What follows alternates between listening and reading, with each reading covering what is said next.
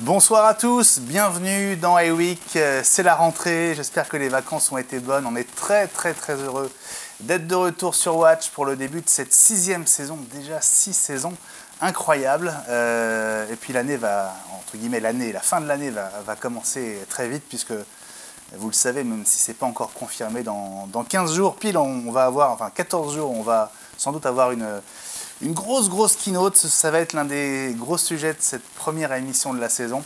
Bienvenue à tous, vous connaissez le hashtag iWeekTV. On est à votre écoute sur Twitter, donc allez-y, les messages peuvent commencer à pleuvoir comme il a plu sur Paris. On veut bien qu'il pleuve autant de tweets qu'il a plu tout à l'heure sur Paris. Et je suis très heureux de retrouver beaucoup de copains, parce qu'on est très nombreux ce soir. D'abord, je vais saluer celui qui est avec moi dans le studio. C'est Fred Blaison. Salut Fred. Salut Benjamin, comment vas-tu? Mais ça va très bien, très heureux de te retrouver. Très heureux également, bel été.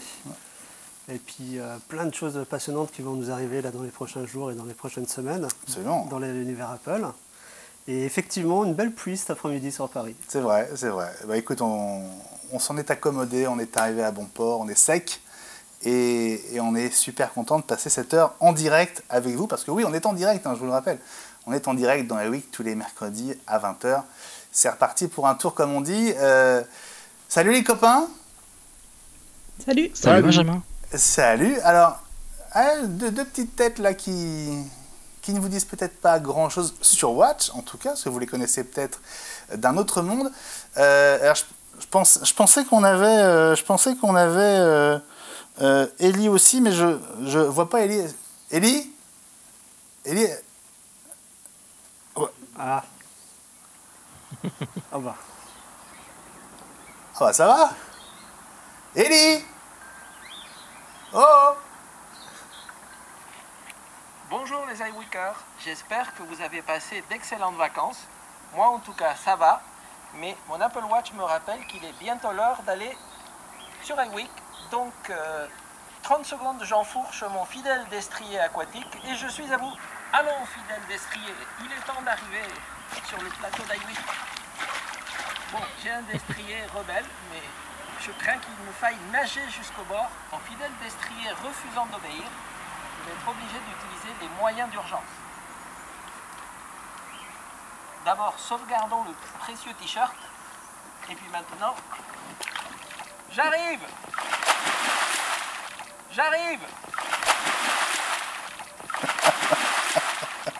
Bon, alors, je pense qu'il faut quand même expliquer à ceux qui ne sont pas forcément des super familiers d'iWeek que l'épisode de la piscine, c'est une promesse de longue date d'Ellie qui a donc réussi à tenir son pari. Salut Ellie. Eh oui. Bonjour, me voici, j'ai eu le temps de sécher. Ah, t'as fait vite, hein? Ben oui. Non, mais surtout, il y avait plein de moustiques, donc je me suis échappé. Bon, écoute, t'as pas pu la faire en direct, mais tu as quand même tenu ta promesse. Et en plus, regarde, je vous ai amené un copain. Ah, mais il a séché lui aussi. Bon, bah c'est super sympa. Bah oui. Super de te revoir aussi, Ellie. Alors, petite explication quand même sur deux visages peu connus, en tout cas, de vous sur iWeek. Le premier de ces visages, on va commencer par elle, parce qu'on est très heureux de cette présence féminine. C'est toi, Audrey. Salut. Salut. Très heureux Merci de t'accueillir dans iWeek. Eh ben, merci de m'avoir invité. Ouais, je suis contente de vous rejoindre. Et puis, j'espère apporter ma petite contribution. Alors, on va préciser que tu es formatrice indépendante sur tout le matériel de l'univers Apple. Oui, c'est ça. Explique-nous en 20 secondes ce que tu fais et avec qui tu travailles. En fait, j'ai travaillé très longtemps pour la presse Mac, enfin Apple, et pendant une dizaine d'années. Et puis, je me suis reconvertie dans un... j'ai lancé ma société en fait de formation à domicile. Donc je travaille autant avec des particuliers qu'avec des professionnels. Et puis là, ça fait 1 an, donc ça commence à tourner. Voilà, donc j'interviens sur tout ce qui est vraiment lié à Apple et vraiment de la formation, bien sûr plus logiciel que matériel, mais bon, globalement, il y a de la demande, donc il y a des besoins. Et je me rends compte que Apple a quand même beaucoup de travail à faire au niveau d'un nouveau public qui commence à s'équiper et qui n'a pas forcément connu Apple depuis 10 ou 15 ans. Donc il y a de quoi faire, voilà. Bon, bah écoute, bienvenue sur Watch, bienvenue dans iWeek. Et puis, si tout va bien, on va te revoir régulièrement. C'est ça qui est chouette aussi. Oui, bah, j'espère proposer une petite chronique, donc pas forcément pour les super utilisateurs, mais pour les gens qui utilisent un ordinateur et qui aimeraient bien aller un peu plus loin. Donc voilà, on va se jeter dans le grand bain et puis on... Voilà, ça va être dans quelques instants. Alors cette rubrique, elle s'appelle Amazing Tips, un petit clin d'œil à Steve oui, bien sûr, ouais. Jobs, évidemment. Quel est le truc d'aujourd'hui? Alors aujourd'hui, on va voir comment créer des fichiers... Enfin, quel est l'intérêt de créer des fichiers PDF. Donc c'est un sujet qui vous fait rêver, j'en suis sûre. Ah oui. Et c'est surtout sur l'iPhone qu'il y a une petite astuce à connaître pour créer des fichiers PDF qui pourraient s'adapter à plusieurs écrans. Donc, eh ben super. Alors ce sera dans quelques instants, Audrey. Je voudrais aussi saluer donc à côté de toi, au centre de l'image. Alors si vous êtes des super fidèles d'iWeek, vous l'avez déjà vu dans l'émission. Tu étais déjà venu une fois, Erwan, dans iWeek. Ouais, tout à fait. Il y a 5 ans. Et je suis très heureux que tu sois là à nouveau. Erwan Le Cloirec, Yak Yak Yak. Voilà, tu es mondialement connu maintenant pour Yak Yak Yak. Mondialement, je sais pas, mais ouais, en France un petit peu maintenant. Explique-nous aussi ce que tu fais, Erwan. Alors, Yak Yak Yak, c'est un site qui va fêter ses 10 ans d'ici 15 jours. Et on mettait pas mal d'annonces d'actualité autour du Mac et surtout sur la post-production autour du Mac. Donc au début, c'était un forum surtout sur les trucs et astuces avec Final Cut Pro. Et puis après, on s'est un peu ouvert sur les autres logiciels comme Adobe, DaVinci Resolve. Et on essaye de couvrir un petit peu toute la post-production. Et puis depuis 1 an maintenant, c'est surtout des vidéos, une chaîne YouTube, yakyakyak.fr. où je fais pas mal de tutos et du contenu vidéo maintenant. Donc je me recentre un petit peu là-dessus, où on va couvrir, je vais couvrir toujours du Final Cut, du Motion, du DaVinci Resolve, du Fusion, Adobe, voilà, de la VR, un petit peu tout. Bon, super. Donc, voilà. Alors évidemment, ça intéresse pas mal de ceux qui sont sur Mac, forcément, qui font de la vidéo. Et aujourd'hui, je t'ai proposé de venir parce que tu testes en ce moment un gros joujou qui vient se brancher sur le Mac et qui est juste à côté et qui va nous permettre de discuter un petit peu d'un sujet un peu annexe au produit lui-même. Explique-nous. Alors ça, c'est un gros boîtier qui s'appelle, c'est une carte graphique en fait, iGPU, qui a été fabriquée par Blackmagic en collaboration avec Apple ou en collaboration avec Apple et Blackmagic, je ne sais pas trop dans quel sens, et qui va permettre par exemple de pouvoir avoir une carte graphique très puissante sur un MacBook 13 pouces par exemple. Il suffit d'avoir un Thunderbolt 3 USB-C et ça vous permet en fait d'avoir accès à une grosse carte graphique et la puissance en fait de la carte graphique pour faire du montage, de l'étalonnage, pourquoi pas du jeu vidéo aussi. Donc ça va permettre en fait d'augmenter la puissance graphique de votre ordinateur, que ce soit un MacBook ou par exemple un iMac dont la carte graphique est plus très à jour. Donc ça va permettre comme ça de travailler avec une plus grande aisance. Et bien sûr, tout à l'heure, on va en parler avec les avantages et les inconvénients de ce boîtier par rapport à la concurrence. Eh ben, écoute, on est très heureux de t'accueillir, moi le premier. On va y revenir dans quelques instants, Erwan. Je vous précise que le casting n'est pas du tout au complet, puisque vers 8h30, on va faire un switch avec la deuxième partie de la bande, puisque François Le Truedic, Gilles Dounès et un de tes complices, Guillaume, devrait nous rejoindre pour la deuxième partie de l'émission. Alors vous le savez, il y a un gros sujet cette semaine qui va encore nous occuper la semaine prochaine. Évidemment, c'est la préparation de la keynote. Je vous propose qu'on commence à en parler et on fera une deuxième partie sur la keynote dans la deuxième demi-heure pour que vous ayez tous la possibilité de vous exprimer sur le sujet. J'ai dû exclure Élie très temporairement, mais tu es toujours là, évidemment, Élie. Hein. Absolument. Peut-être que je vais commencer avec Toujours toi, là. Elie. Quelles sont les dernières certitudes qu'on a sur vraiment les aspects pratiques, concrets de cette keynote? Est-ce qu'on est sûr de la date? Première question, est-ce qu'on est sûr de la date?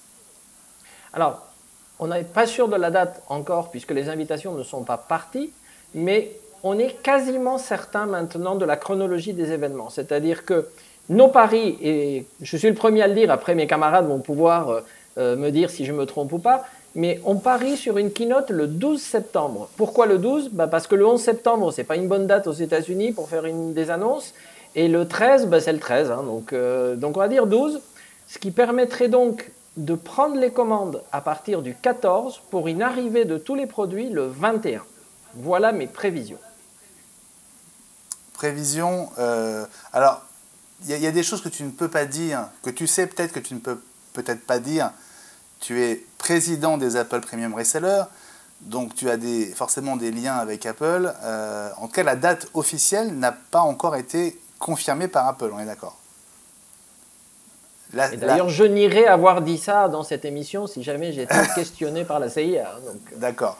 On va dire qu'on pensait, on était déjà fixé sur le 12 septembre depuis une bonne quinzaine de jours, et il y a 24-48 heures, nos confrères d'Europe 1, en s'appuyant sur deux sources chez Apple, ont confirmé, autant qu'ils puissent le faire, que la date serait bien le 12 septembre. Donc, premier conseil, en attendant que ça change, bloquez déjà votre mercredi 12 septembre, dès 18h30 sur Watch, puisque on sera évidemment en direct pour cette keynote, qu'on suivra en intégralité depuis l'Apple Park à Cupertino. Voilà. Première donnée, c'est la date. Fred, est-ce que ça te semble... Ouais, c'est plausible. Ouais, plausible. Ouais, c'est plausible. Et puis en plus de ça, ça leur permet, donc, comme Elie a expliqué, de mettre en place ensuite les commandes et la livraison des produits une semaine après le keynote. C'était quasiment à la même date l'année dernière, de mémoire. Ouais. C'était le 12 septembre déjà. C'était le 12 septembre, il me semble, quelque chose comme ça. Oui. Ouais. Donc il y a une forte probabilité que ça ait lieu effectivement dans pile 14 jours. Très exactement. L'autre gros sujet, évidemment, c'est même peut-être encore plus intéressant que la date, parce qu'à un ou deux jours près, ça ne changera pas la face de l'humanité. Qu'est-ce qui va se passer le 12 septembre? Guillaume, toi qui es sans doute notre premier colporteur de rumeurs. Oui, j'existe. Je ne savais pas, vu que tu ne m'as pas présenté, mais c'est pas grave. Mais c'est pas grave. Mais parce que tu es là, je sais, tu es là. Tu attends ton tour, tu attends ton heure sagement. Mais tu sais bien que je ne vais pas t'oublier indéfiniment. Ouais. Bonsoir les gens. Salut Guillaume. J'espère que vous avez passé tous de bonnes vacances, ça a été bien reposant. Qu'est-ce que j'attends Qu'est-ce qui va se passer la prochaine Qu'est-ce qui va être annoncé? Bon, sûrement des nouveaux iPhones et d'autres conneries dans le genre, pour pas changer. Apparemment, ça va être nouvelle Apple Watch, nouveaux iPhones avec écran plus grand et ce genre de choses. Enfin, on est dans le cycle classique des mises à jour des produits Apple mobile, la plateforme iOS sur la fin de l'année. Enfin, il y a plus de surprises. Enfin, de toute façon, en plus aujourd'hui, on sait très bien que les produits sont montrés. Il y a beaucoup de fuites sur les produits en amont, surtout sur les plateformes matérielles. Donc, il y aura des surprises sûrement, mais enfin, on sait très bien que sur les iPhones et sur la partie Watch, déjà, on n'aura pas beaucoup de choses. Il n'y aura pas forcément de grosses méga surprises, je pense. Ouais. C'est pas sûr quand même. Hein. Pour être un peu. Ah, Elie. Non, mais il y en aura peut-être. Non, mais ce que je dis, c'est qu'il y en aura peut-être.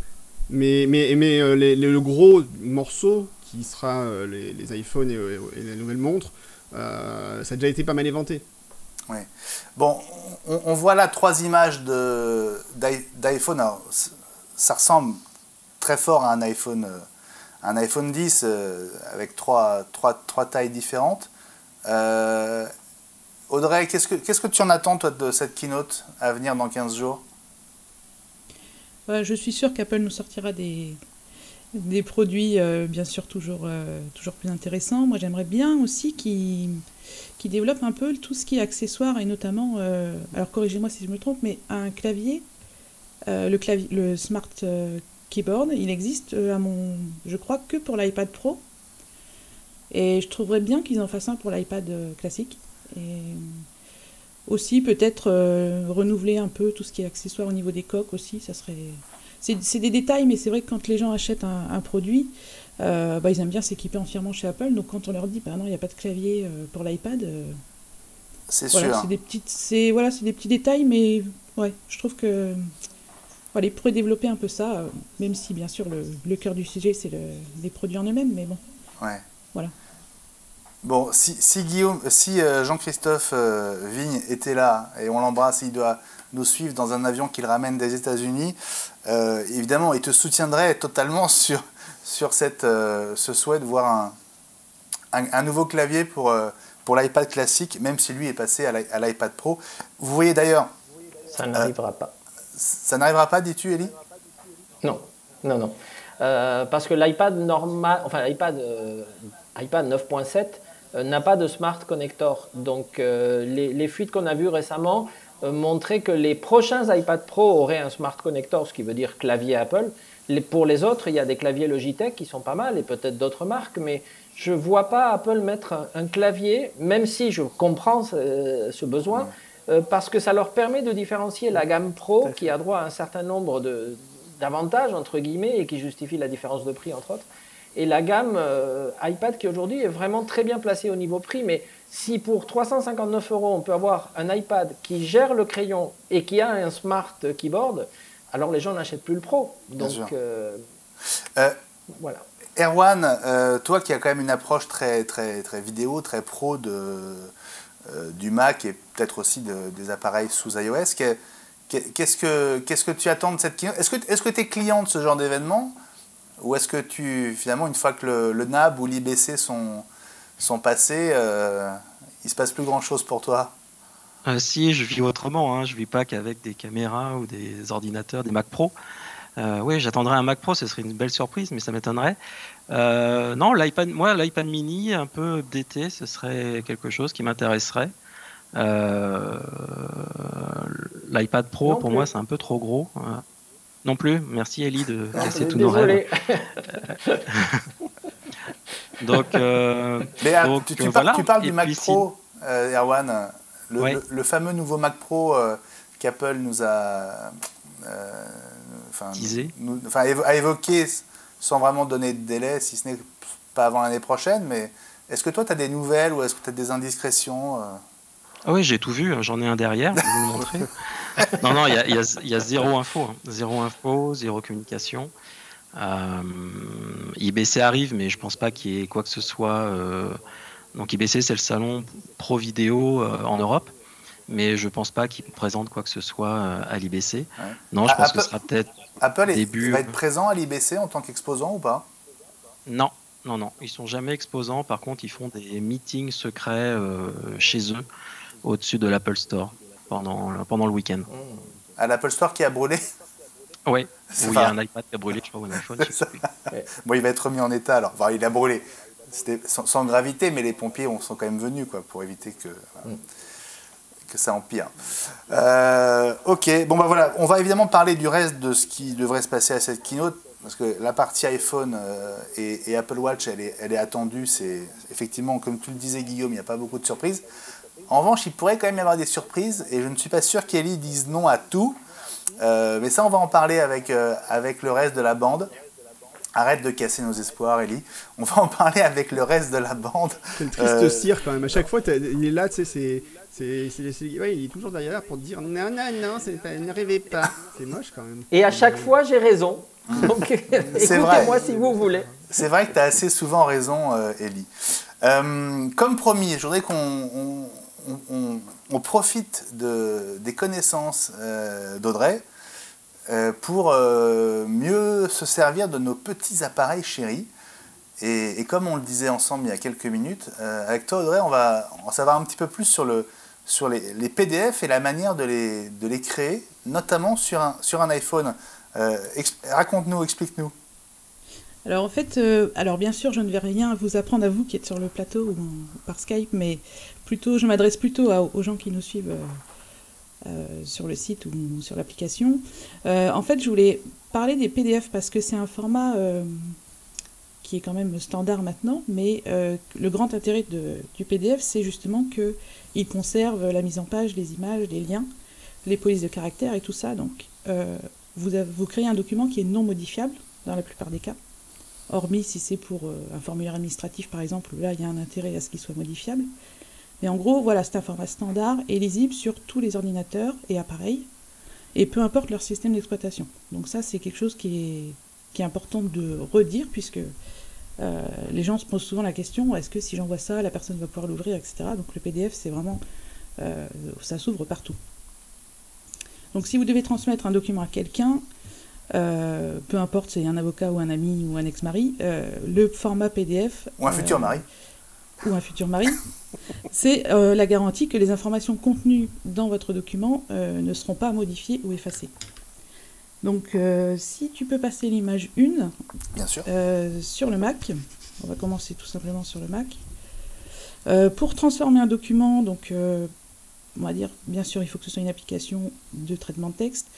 Vous avez, la plupart du temps sur un Mac, dans le menu fichier, un outil directement pour faire exporter au format PDF. Si vous ne l'avez pas, ça arrive encore, on peut trouver cette option en fait en faisant fichier imprimé. Et en bas à gauche de la fenêtre, on a un petit bouton PDF et donc on peut choisir enregistrer au format PDF.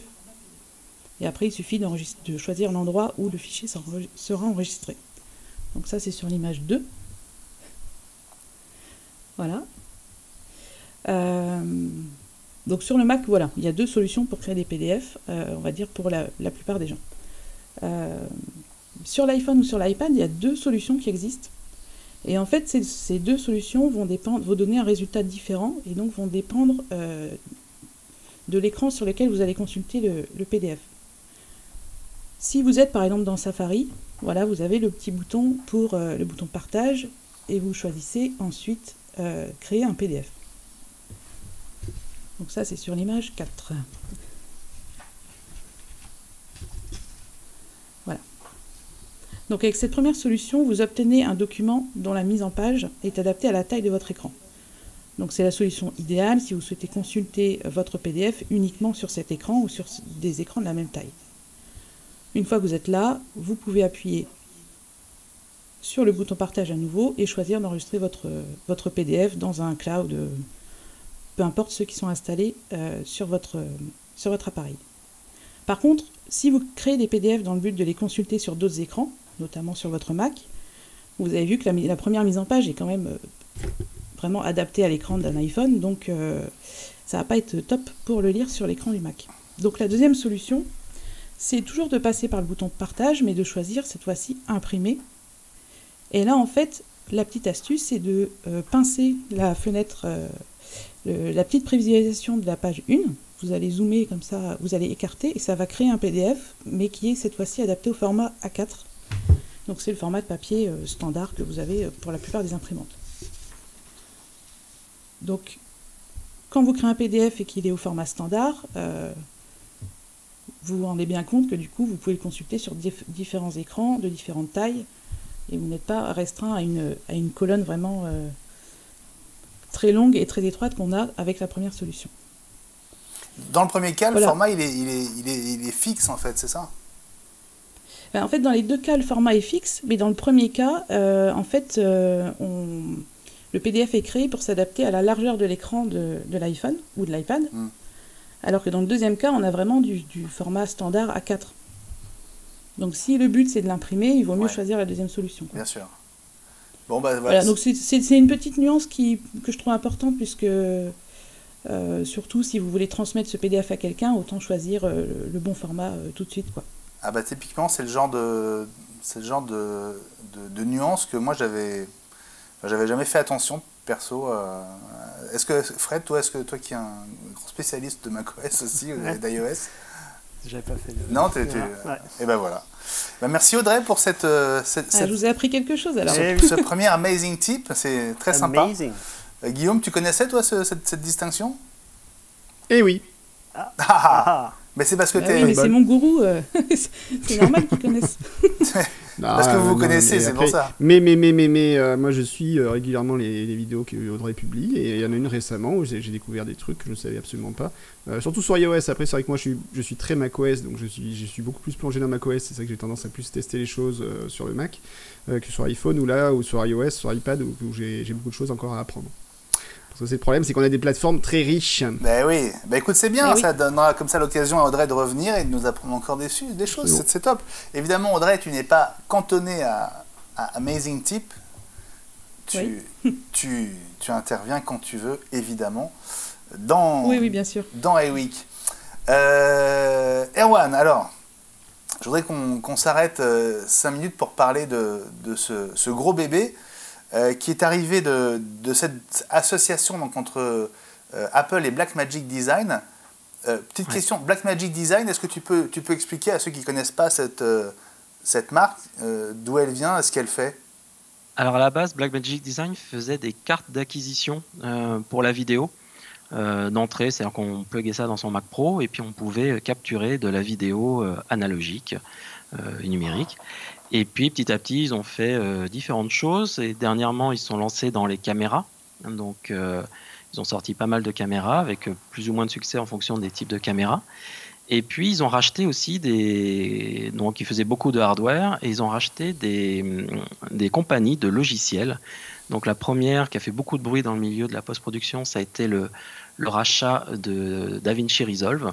Donc un logiciel d'étalonnage, c'est un peu le monstre en fait de l'étalonnage. 90% des films sont étalonnés dessus, tous les blockbusters Marvel et autres sont faits dessus. Et ce qui a été fort, c'est qu'ils ont proposé le logiciel gratuitement. Donc une version gratuite et une version payante. La version gratuite qui convient tout à fait aux personnes lambda comme moi ou d'autres personnes qui font de la HD haute ou de l'Ultra HD. Et puis après, si on a besoin de faire de la collaboration, on paye une licence payante qui va en plus de la collaboration avoir des effets et autres en plus.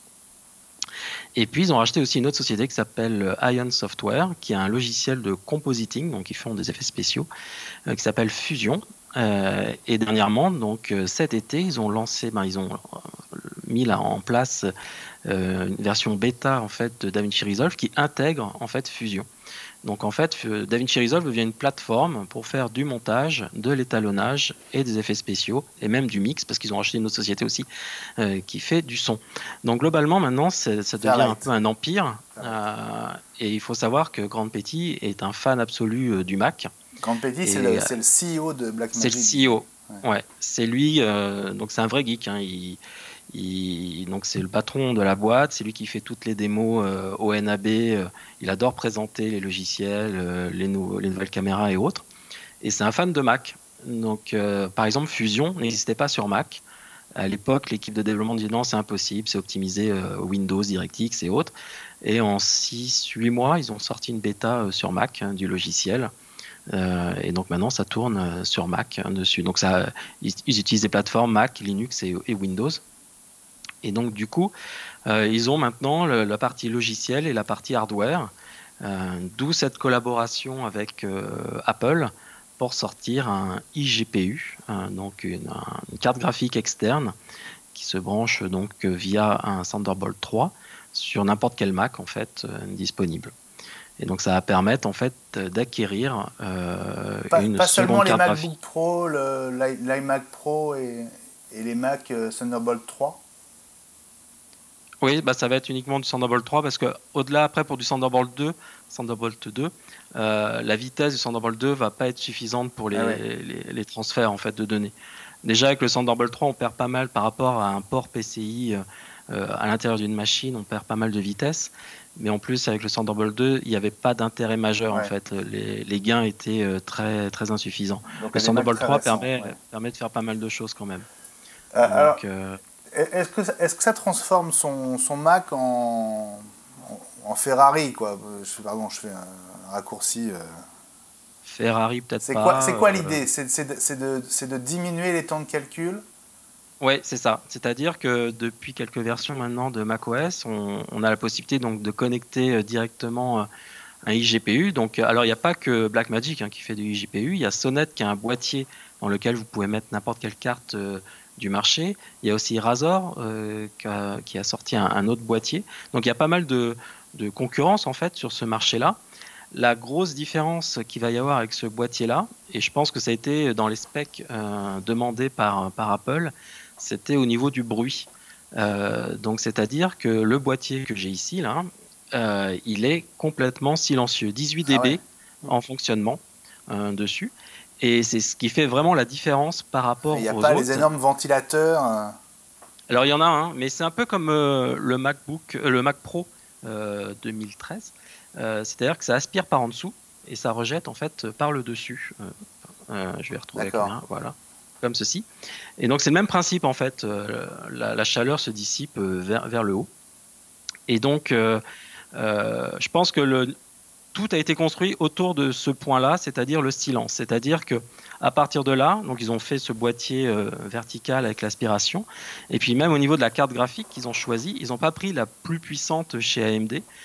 C'est la RX 580 qui est un petit peu, on va dire, sous-cadencée par rapport à celle qu'on trouve dans les magasins en standalone.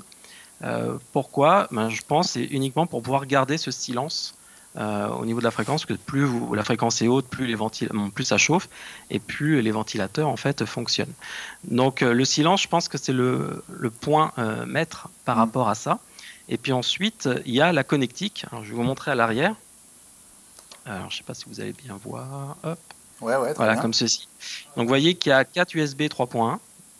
Il y a un HDMI 2.0 qui permet de transférer du 4K 60 images par seconde. Mais surtout, il y a 2 ports Thunderbolt 3. Donc, ça va permettre de chaîner en fait les éléments. Et donc, vous allez pouvoir brancher donc bien sûr votre MacBook Pro dessus, mais aussi des moniteurs Thunderbolt 3. C'est-à-dire que, par exemple, le LG Ultrafine 5K, qui était uniquement en Thunderbolt 3, je crois, ou il y a peut-être un autre port, vous allez pouvoir le brancher directement. Et puis en plus, l'intérêt, c'est que ce boîtier, en fait, ce iGPU, va vous permettre aussi d'alimenter le MacBook en même temps. C'est-à-dire qu'il y a une puissance de 85 watts diffusée par le Thunderbolt 3 qui va permettre en fait dessus. Alors, bien sûr, le désavantage, c'est que c'est entièrement fermé, c'est-à-dire que vous ne pouvez pas changer la carte. Oui, c'est ce que j'allais te dire, avec les annonces Nvidia il y a quelques jours. C'est obsolète par rapport à ce qu'a sorti Nvidia ou les cartes qui vont sortir dans un mois. Et c'est là le gros problème de ce boîtier. C'est-à-dire que ça va vous apporter une puissance par rapport à votre MacBook ou MacBook Pro, ou même iMac, si vous avez un vieil iMac avec une carte graphique, vous n'avez pas pris la bonne carte graphique. Là, vous allez avoir une puissance supplémentaire. Par contre, avec tout ce qui existe sur le marché, si vous cherchez juste de la puissance, moi je vous conseille, et beaucoup sur le net on fait des tests de comparaison et autres, vous allez prendre un boîtier Razer par exemple avec une carte Vega 64 et vous allez dépasser les performances de celui-ci. Par contre, ça va faire beaucoup de bruit. Donc voilà, c'est vraiment par rapport au bruit. Il y a un compromis, quoi. Voilà.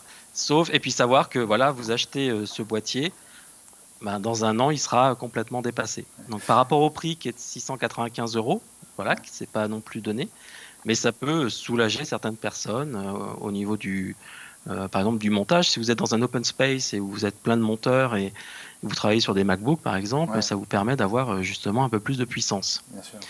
Mais bien sûr, il faut que votre logiciel soit compatible iGPU, ce qui n'est pas le cas par exemple de Final Cut Pro 10 actuellement. Ça va peut-être changer très vite, ça.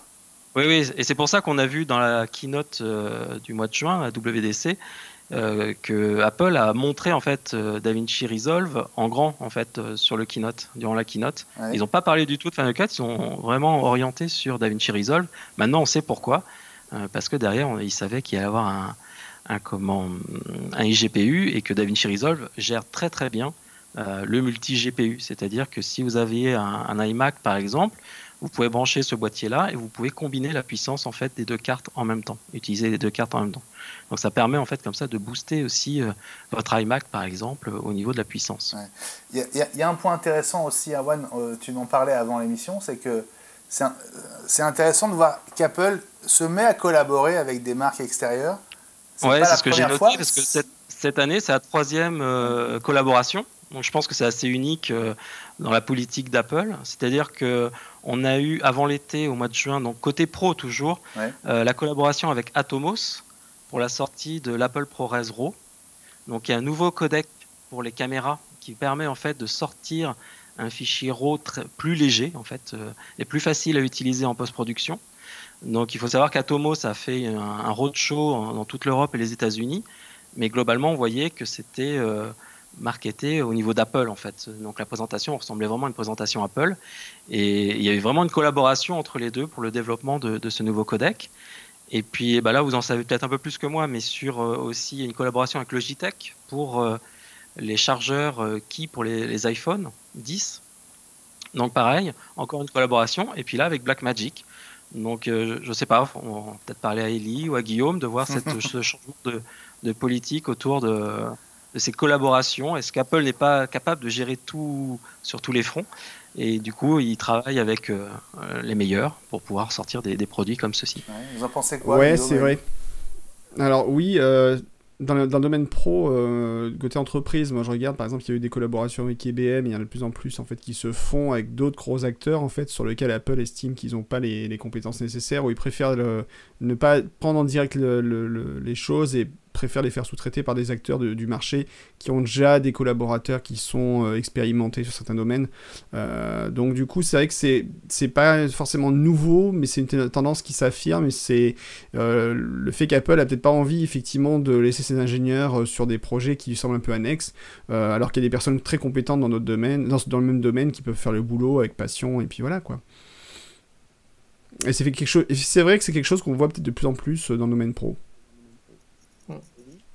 Oui, je suis d'accord avec ce que vient de dire Guillaume, c'est exactement ça. Et Apple, de toute façon, ils ont décidé de simplifier énormément un certain nombre de produits un peu annexes. Bon, ils ont laissé tomber les bornes Wi-Fi, vous l'avez vu récemment, même s'il y a une mise à jour, on en parlera tout à l'heure, qui est arrivée un peu comme ça, inattendue. Mais ils se recentrent sur leur vrai métier, et leur vrai métier, c'est iOS, et un tout petit peu à côté du Mac, et beaucoup de services autour. Et le reste, c'est des marchés qui sont presque trop petits maintenant pour la taille d'Apple. Vous avez vu cet été la valorisation d'Apple, on en parlera peut-être dans une autre émission avec nos analystes financiers préférés.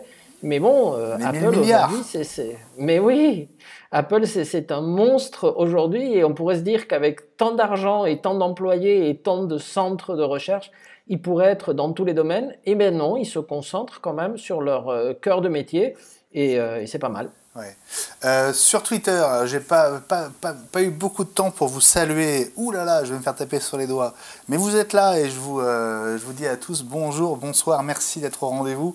Je remonte le fil et je vois que Petit Kiki dit que le MacBook 2008 fait déjà beaucoup de bruit. Est-ce qu'on en parle? 2018 oui, j'ai dit 2008. T'as dit 2008. Oui, 2008, c'est un peu vieux. C'est mon côté vintage.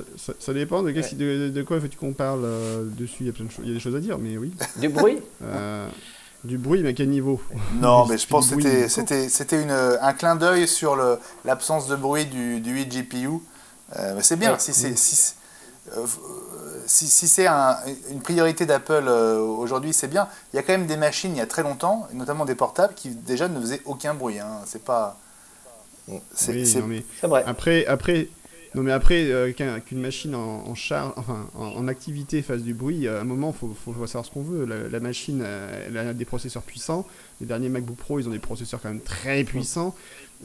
Forcément, si le processeur est en pleine activité, ça va ventiler. Moi, j'ai un MacBook Pro 2017, je crois. Oui, quand il y a des activités un peu fortes, il va se mettre à ventiler. C'est normal. Enfin, à un moment, on peut pas non plus aller contre les lois de la physique.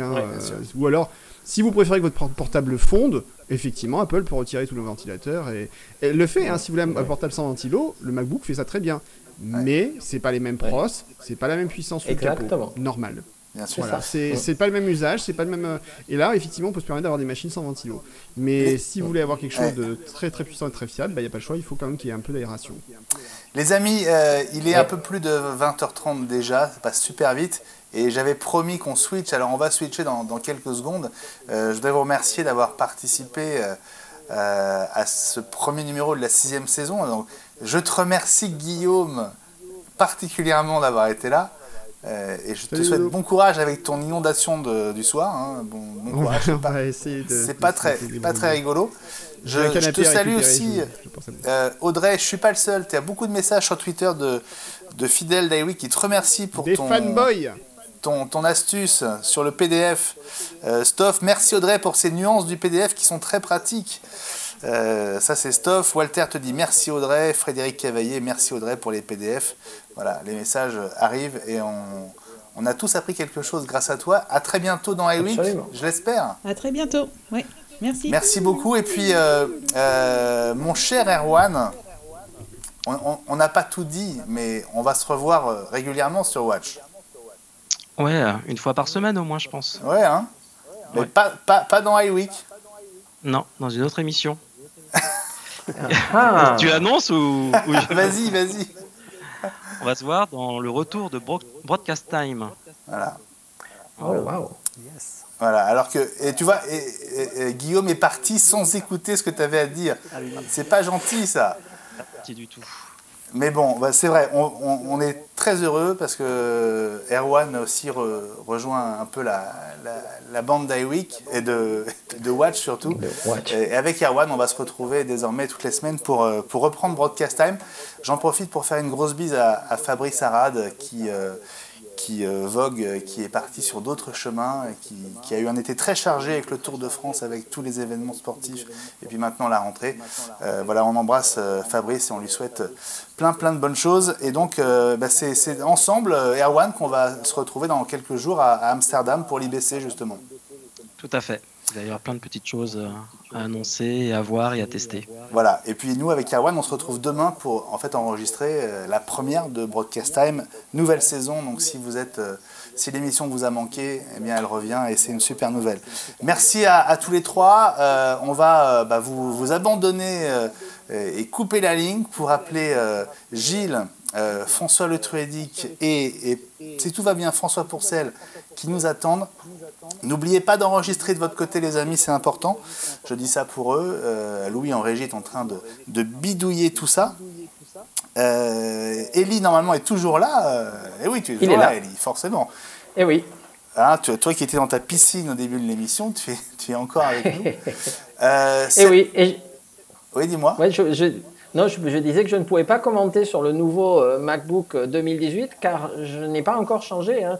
J'ai fait une demande et on m'a dit non, il n'y a pas assez de nouveautés pour changer. Donc du coup, j'ai gardé le mien pour l'instant. Mais toi, tu as je ne désespère pas. Tu as pardon? Oui, je ne désespère pas plus, de pouvoir Ellie. changer un jour. Mais ça doit venir de chez nous, Ellie, t'inquiète pas. Ok. Tu es toujours là. Oui, donc tu as gardé ton MacBook Pro qui est un 2017 17. Ouais. Oui. Bon, ça va. À part le clavier, il n'y a pas une énorme différence. Oui, mais mon clavier est en panne. Enfin, il y a toujours le petit problème de touche là.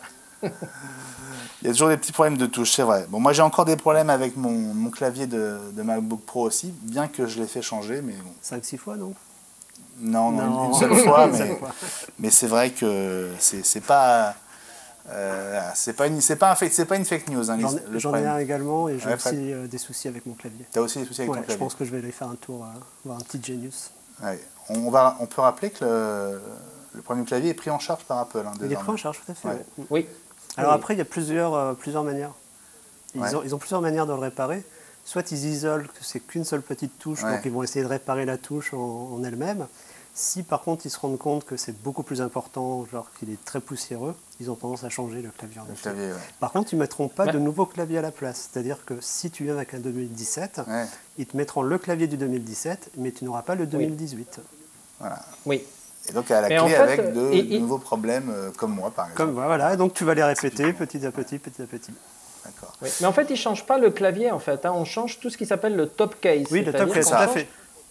Pardon. Et ça coûte très cher. Ouais, c'est de l'ordre de 300 le clavier le clavier fait partie d'un ensemble qui contient en fait toute la partie en aluminium qui est autour, etc. On change le bloc complet. Ça leur arrive de le faire aussi quand il y a des problèmes de batterie, par exemple. Si la batterie a gonflé, ça peut impacter le clavier, donc ils te changent également le top case. D'accord. Pendant qu'on discute, les amis, la deuxième salve d'iWeek est en train d'arriver et je peux déjà me tourner vers François Le Truedic. Salut François. Salut tout le monde, très heureux de vous retrouver. Ah, ça nous fait plaisir aussi. Comment vas-tu? Comment étaient les vacances? Bah, très bonne, très bonne. Et puis on a repris le chemin de l'école depuis lundi, avec son nouveau cartable. Tu as déjà repris le chemin de l'école, toi?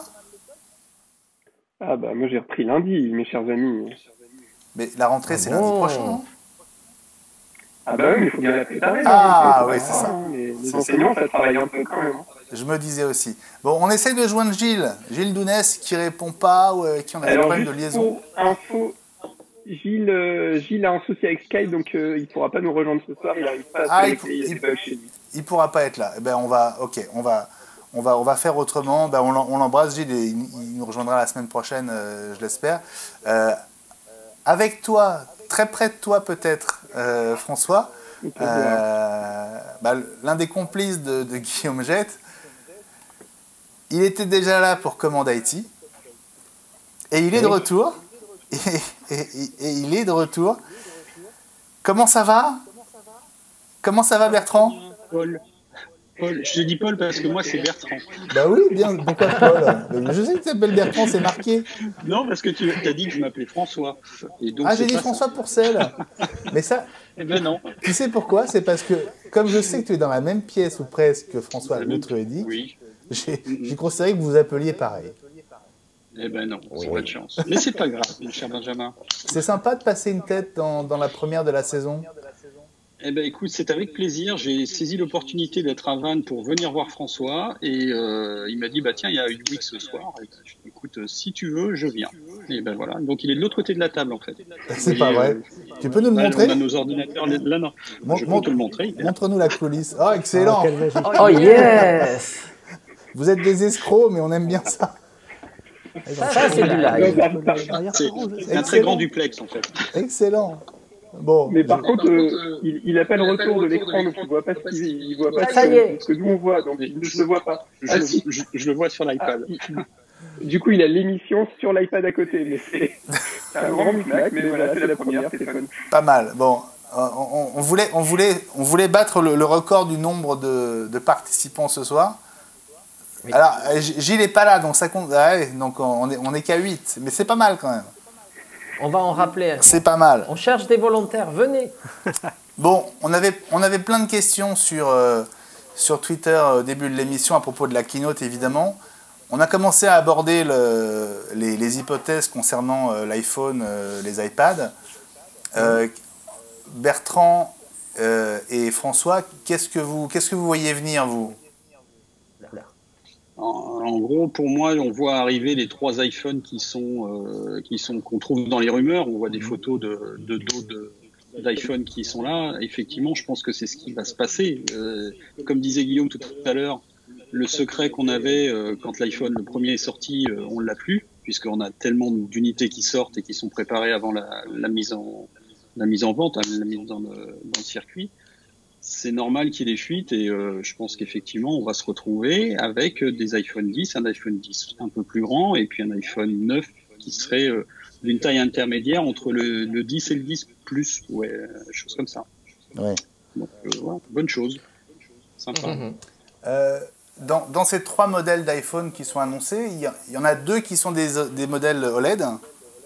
Oui. Et un qui serait un modèle moins cher, c'est ça? Absolument. Qui serait un écran LCD? Je pense que les 3 modèles vont être moins chers que ce que les gens croient. En fait, les rumeurs disent qu'Apple a décidé de répondre un tout petit peu à l'offensive chinoise, Huawei, ou à l'offensive coréenne, Samsung, en repriçant ses produits. On verra si c'est vrai en France, mais il semblerait qu'ils aient compris que la barre psychologique des 1 000 € ou des 1 000 $ est une vraie barre psychologique et un frein à l'achat, et donc qu'ils reprice leur gamme, sauf peut-être le plus gros d'entre eux qui lui serait aux environs de 1000, mais le successeur de l'iPhone 10 pourrait être en dessous des 1 000 €, ce qui serait énorme, et le modèle LCD, alors lui par contre, il serait vraiment moins cher que ce que les gens pensent. On parle de quoi, de 600 € à peu près, c'est ça? C'est ça, exactement, tout à fait. Ce qui serait, quoi, grosso modo le prix de l'iPhone SE aujourd'hui? En promotion en ce moment, non, l'iPhone SE démarre à 419 en prix public, mais aujourd'hui on le trouve entre 309 et 329 € un peu partout parce qu'il y a une promo. Ah bon? 300 €? Ouais. Donc, ce qui pour un iPhone SE est vraiment un prix incroyable. Avec quelle capacité? Parce que j'ai toujours peur qu'il y ait 4 Go. Un 32. 32. Oui. 32, qui dit promo dit sans doute sortie de catalogue. Oui, bien sûr. Généralement. Et le 128 est aux environs de 400 € aussi, hein, donc c'est quand même pas non plus très cher. Ouais. Hein. Ça vaut le coup. Oui. Ça reste des composants de 6S. Oui, mais c'est un excellent produit. Ouais. Oui, c'est un excellent produit. Mais... Très très bon mais produit. dans les 3 ans qui viennent, on risque peut-être plus avoir des mises à jour 3-4 ans. Je vous pose une question vraiment de totale naïveté, mais on a longtemps parlé d'un SE2. Il n'y aura pas? Non. C'est celui-là. On parle du LCD 6 pouces 1 qui serait en fait... Oui. Et en fait, c'est celui du milieu. Celui du milieu. Oui. Par contre, ça risque de créer un gros manque au niveau de la gamme, parce que c'est vrai que le form factor, le design du SE avait quand même beaucoup de succès pour les gens qui voulaient des petits téléphones, et je pense que ça risque de faire discuter le fait qu'il n'y ait plus de petits iPhones. On n'est vraiment plus que le choix. Honnêtement, le 10, je l'ai entre les mains juste ici, ça reste un grand téléphone quand même. Donc ça veut dire que ça serait la plus petite taille d'iPhone. Et je pense que ce serait une grosse lacune dans la gamme. Bon, donc les iPhones, on sait que ça va arriver, hein, on est d'accord. Oui. L'Apple Watch série 4. Alors, juste une petite info pour compléter la partie iPhone, comme ça on peut passer à autre chose. Les deux caractéristiques qu'on lit à droite et à gauche, et encore une fois c'est des rumeurs, la première c'est que la puissance de la nouvelle puce A12 serait vraiment plus importante que ce que les gens pensaient au début, c'est-à-dire qu'on aurait un gain de performance qui serait au-delà de 30%, ce qui pour une version incrémentale d'iPhone est quand même sensible. Et la deuxième info, c'est qu'Apple semble extrêmement optimiste sur cette gamme, puisque les rumeurs disent qu'Apple a passé des commandes, évidemment, auprès de leurs fournisseurs, qui, dans l'histoire, ne s'étaient pas produites depuis l'annonce de l'iPhone 6. Et rappelez-vous que l'iPhone 6 était le premier iPhone à grand écran, et il avait connu un succès incroyable et des commandes et des ventes records. Après, Apple s'était un peu calmé, même si les ventes sont toujours très spectaculaires, mais pour les lancements, ils s'étaient un peu calmés. Et là, il semblerait qu'ils sont revenus à un niveau de précommande qui serait comparable à cette génération-là. C'est-à-dire qu'ils sont très optimistes sur ce qui va se passer. Pourtant, c'est marrant parce qu'au début de l'été, on a vu pas des infos, mais en tout cas des bruits disant que les commandes étaient plutôt à la baisse par rapport à ce que les fournisseurs attendaient ou espéraient.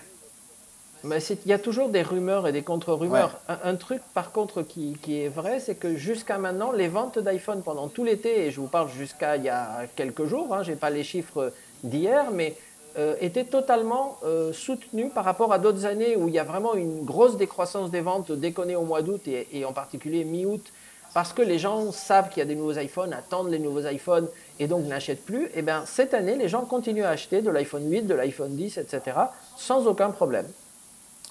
Donc, ok, bon, alors donc l'iPhone ça va être du lourd, effectivement. Si les prix baissent, prix baissent et les écrans augmentent, franchement ça peut être hyper intéressant. Et puis il y a avec tout ce qui est à l'intérieur et qui va aussi évoluer, ça peut être vraiment très intéressant. L'Apple Watch série 4, bon là ce sont des images qui ne sont pas, c'est pas des images officielles, voilà. Mais ça pourrait ressembler à ça, on va dire. Est-ce qu'il peut se passer quelque chose d'un peu spectaculaire du côté de l'Apple Watch, Elie, à ton avis? Pas cette année. En fait, ce qu'on entend, c'est qu'il y aura une Apple Watch avec des bords plus petits. Donc, en fait, la vitre serait un peu plus bord à bord, si on peut dire. Quoique dans l'Apple Watch, on ne voit pas tellement non plus le... Voilà, donc... Comme ça, quoi. C'est ça, exactement. Je ne sais pas où tu l'as trouvé, celle-là, je ne l'avais pas. c'est Louis mon fidèle assistant qui a trouvé cette image. Trop fort. Mais par contre, ceux qui attendaient une Apple Watch avec une caméra vidéo intégrée pour faire vraiment du Dick Tracy à fond, pas encore. Je ne sais pas si Apple le fera un jour, mais l'Apple Watch à caméra, pas cette année. Bon, je vais vous montrer une image et vous me dites si ça vous fait un peu hérisser les poils. Oui. Bah, forcément. Alors, un Mac Mini. Un Mac Mini revu et corrigé, mais peut-être pas pour cette keynote. Ah bon, donc là c'est d'accord. Donc pour toi, ça ne va pas se passer le 12 septembre. Alors, écoute, il y a deux hypothèses, vraiment. Et c'est un débat et on peut faire voter aujourd'hui tous les iWeekers. Mais oui. Mais oui, c'est une occasion de faire un vote immédiat. Soit Tim Cook continue dans la tradition Apple. Steve n'aurait jamais fait un mélange parce que entre iOS, c'est-à-dire en fait, iOS et les dérivés, c'est-à-dire les iPhones qui risquent d'être finalement un sujet majeur, peut-être les iPad Pro qui sont iOS 12, puisque encore une fois, pas de bouton Home, pas de bord, etc. Et j'ai vu dans les tweets qu'on les attend de pied ferme. Plus WatchOS, plus tvOS, il y a de quoi faire une très bonne keynote, quitte à refaire quelque chose un tout petit peu après, concernant le MacBook Air, le MacBook, peut-être l'iMac et le Mac Mini. Donc de faire un événement Mac qui pourrait correspondre avec la sortie de macOS 10.14. Parce que sinon, ça fait beaucoup de choses pour une seule keynote. Ou alors, Tim Cook ne veut pas dépenser d'argent parce qu'Apple est une société pauvre qui ne peut pas se le permettre, qu'il n'y a pas de moyens. Oui, ils n'ont plus les moyens là. Et il nous fait une keynote de 5 heures et il faut prévoir les provisions à l'avance. Et là, on a droit à tout. Donc, le refresh de tout. Bon, mais j'y crois pas. Bon, deux questions parmi d'autres sur Twitter. Je salue Jérôme Derdermotus qui demande s'il va y avoir une mise à jour de l'iMac 5K. Oui, mais pas tout de suite peut-être. D'accord. Oui. Donc on vise quoi, plutôt octobre pour les Mac? Oui, traditionnellement oui. Donc ça va suivre d'assez près quand même. Je suis de l'avis d'Eli sur le déroulement de ce qui risque de se passer, c'est qu'effectivement on va avoir une keynote iOS et début octobre, je pense, quelque chose sur Mac. La gamme, les processeurs vont changer. On sait qu'Intel va annoncer des nouveaux trucs. Les iMac, oui, ils changeront. Le Mac Mini, pourquoi pas. Mac Pro, peut-être. Voilà. Mais il y aura une deuxième salve, à mon avis, d'ici un mois après la première keynote iOS. Bon, on a hâte, évidemment. Le Mac Mini, le MacBook Air aussi. Oui. On en parle. Intel a annoncé ce matin la nouvelle génération de processeurs destinés au MacBook Air et au MacBook qui ont le nom de code Whiskey Lake, pour ceux qui aiment le whisky. Donc, absolument. Mais par contre, ils sont annoncés, ils ne sont pas dispo. Hein, donc, non. d'ici le 12... Ouais, mais bon, ça veut dire que tout est prêt. On sait que chez Intel, Apple profite des processeurs Intel généralement un tout petit peu en avance par rapport aux autres. Donc, on peut espérer quelque chose d'assez rapide. Les amis, avant de se quitter, parce que c'est quasiment fini, je voudrais attirer votre attention sur l'évolution des podcasts de Watch, et notamment les podcasts d'iWeek. Désormais, on a simplifié tout ça pour vous rendre le paysage vraiment très, très limpide. Si vous voulez suivre l'émission, vous avez désormais 3 podcasts disponibles à la fois sur l'iTunes Store et sur Apple Podcast, et puis aussi sur Google Podcast si vous êtes sur Android ou sur un système concurrent. Vous avez un podcast HD en vidéo, vous avez un podcast SD si vous avez une connexion pas hyper rapide, et puis vous avez le podcast audio. Et d'ailleurs, si vous avez remarqué, on fait un gros effort pour améliorer la qualité technique de l'émission pour que ça devienne aussi un moment agréable à écouter. Voilà, on a changé nos micros, les micros que vous connaissiez ont disparu, on essaye d'autres choses, on essaye aussi d'améliorer le son de tous ceux qui sont en ligne avec nous. Alors vous le verrez plus sur le replay que sur le direct, parce que sur le direct on est dépendant des lignes, mais on va essayer de vous proposer un iWeek de très très haute qualité désormais à regarder ou à écouter en replay. Voilà, je voulais vous remercier vraiment tous d'avoir participé. Merci à Fred d'être venu. Merci également. Grand plaisir. Tous. On était nombreux, hein, donc on a eu moins de temps forcément. Et très intéressant. Très dense, mais voilà, c'est le début d'une nouvelle saison et je suis très heureux qu'on la passe ensemble. Merci de votre fidélité. Parlez-en autour de vous. Il y a un sondage sur Twitter auquel vous pouvez répondre pour nous aider à imaginer le Watch de 2019, puisqu'on est en train de travailler sur une toute nouvelle version de la chaîne. Participez, envoyez-nous vos retours et ça va nous aider à mieux orienter nos choix. On va finir sur cette image du flamant rose d'Eli. Eh oui. Je te propose de retourner tout de suite dans ta piscine parce qu'ici à Paris, il fait très mauvais aujourd'hui. Donc ça te fera sans doute beaucoup de bien. Je vous souhaite une très bonne soirée sur Watch où les programmes continuent. Et nous, on se dit à la semaine prochaine, mercredi 20h en direct sur Watch. Salut à tous! Bye bye. Salut!